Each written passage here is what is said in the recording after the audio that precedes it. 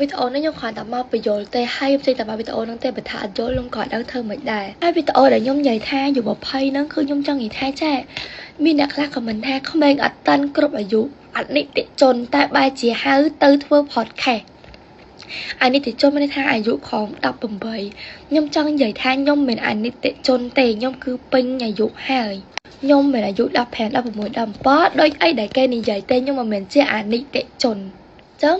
ខ្ញុំសកាត់ក្លឹកម្ដងទៀតចង់ក្រោយគឺត្រង់ពាក្យសម្រាមហ្នឹងពាក្យសម្រាមមួយម៉ាត់ហ្នឹងគឺខ្ញុំសំដៅមើលលើខ្ញុំខ្លួនឯងខ្ញុំអត់បានសំដៅទៅលើមនុស្សប្រុសណាម្នាក់ឬមួយក៏សង្សារចាស់ណាម្នាក់ទេខ្ញុំសំដៅមកលើខ្ញុំខ្លួនឯងសិនជាបុគ្គលណាម្នាក់បែកពីខ្ញុំហើយគិតថាខ្ញុំជាសម្រាមមិនខ្វល់ពីខ្ញុំទេហើយក៏មិនរំលឹកឈ្មោះខ្ញុំដូចគ្នា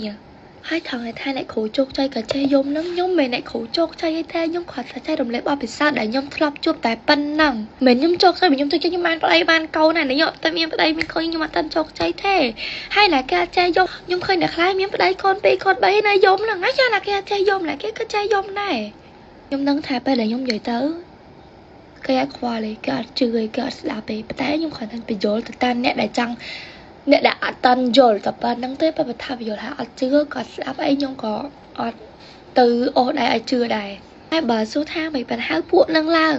អ្នកគ្នាមកសួរខ្ញុំមិនដឹងបើគេ invite ខ្ញុំទៅដែរហ្នឹងអ្នកគ្នាមកសួរអ្នកហៅមិនបានហៅខ្ញុំទៅមិនបានហៅអ្នកហៅហើយមិនតែហៅអ្នកទាំងអស់គ្នាទៅមិនបានហៅខ្ញុំមួយលេនទៅខ្ញុំក៏អត់ដឹងដែរព្រោះខ្ញុំទៅខ្ញុំក៏ទៅធ្វើការយកលុយដូចគ្នា